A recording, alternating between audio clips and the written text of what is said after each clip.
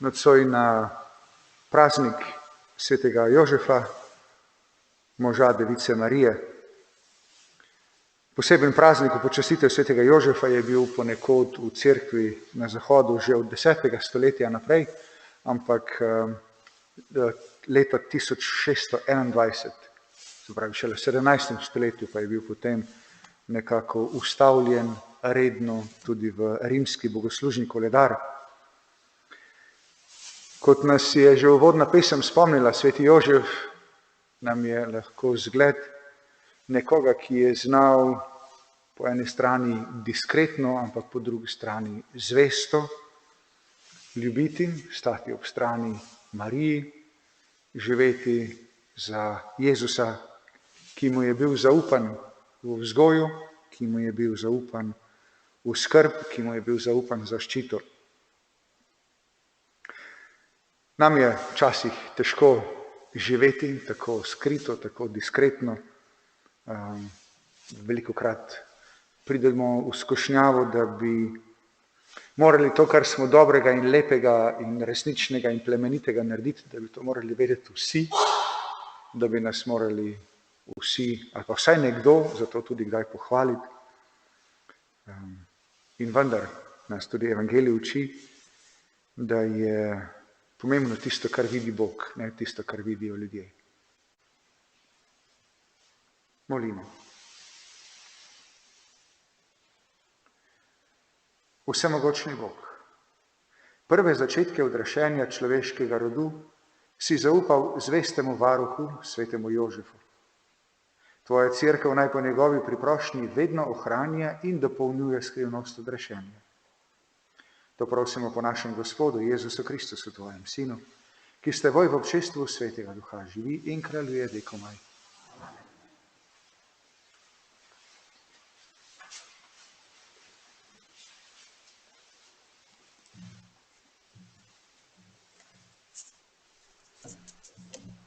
Berilo iz 2. Samuelove knjige. Tiste dni je bila Natanu sporočena Gospodova beseda. Pojdi in povej mojemu služabniku Davidu. Ko se ti dopolnijo dnevi in pojdeš k svojim očetom, bom določil tvojega telesnega sina za tvojega naslednika in bom utrdil njegovo kraljestvo. Ta bo se zidal hišo mojemu imenu in prestol njegovega kraljestva bom utrdil na veke. Jaz mu bom oče, on mi bo sin. Tvoja hiša in tvoje kraljestvo bosta obstala pred teboj na veke. Tvoj prestol bo utrjen na veke. To je Božja beseda. Odpev, njegov zarod ostane vekomaj. Njegov zarod ostane vekomaj. Gospodove milosti bom na veke opeval, vsem rodovom bom oznanjal tvojo zvestobo. Rekel sem namreč, milost ima večne temelje, z nebes si utrdil svojo zvestobo. Njegov zarod ostane vekomaj. Zavezo sem sklenil s svojim izvoljencem, prisegel sem Davidu, svojemu služabniku. Na veke utrdim tvoj zarod, za vse rodove utemeljim tvoj prestol. Njegov zarod ostane vekomaj. On me bo klical, moj oče si ti, moj Bog in skala mojega zveličanja. Vekomaj mu ohranim svojo milost in trdna mu bo ostala moja zaveza. Njegov zarod ostane vekomaj. Berilo iz pisma apostola Pavla Rimljanom. Bratje in sestre, Abrahamu ali njegovemu potomstvu je bila dana obljuba, da bo dedič sveta ne zaradi postave, ampak zaradi pravičnosti iz vere. Zato iz vere, da je po milosti da je obljuba zagotovljena za vse potomstvo, ne samo potomstvo iz postave, ampak tudi iz vere Abrahama, ki je oče nas vseh, kakor je pisano.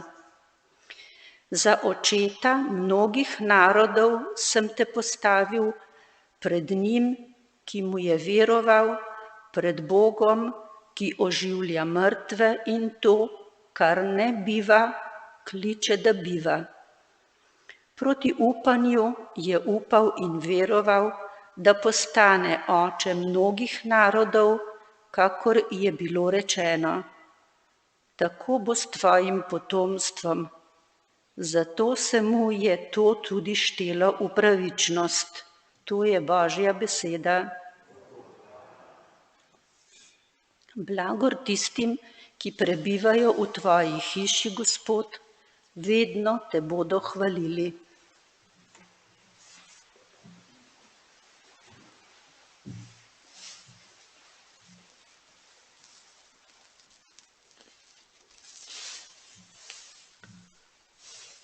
Gospod z vami.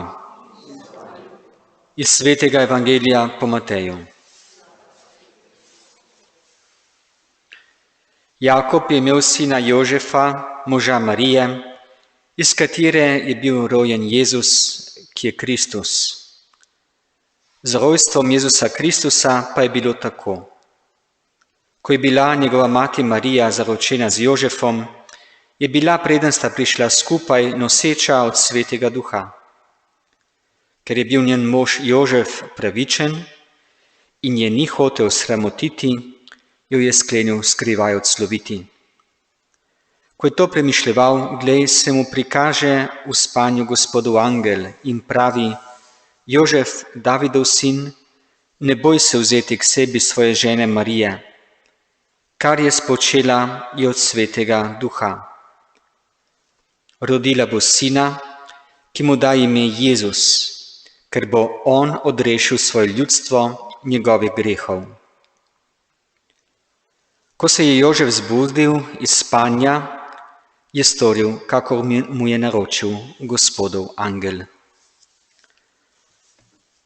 Poslušali smo Kristusov evangelij.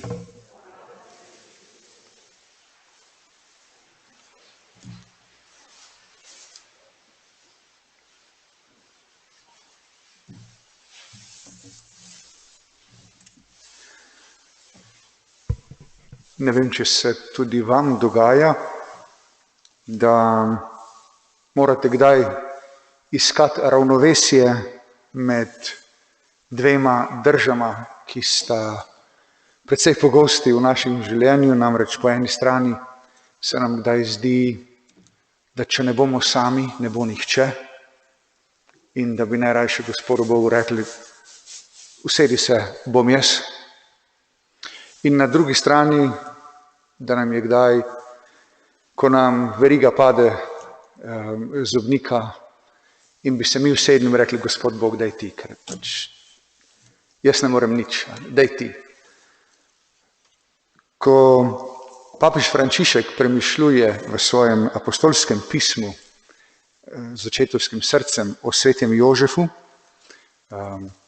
Jožefu med ostalim pripiše tudi nekaj, čemur papež reče ustvarjalni pogum.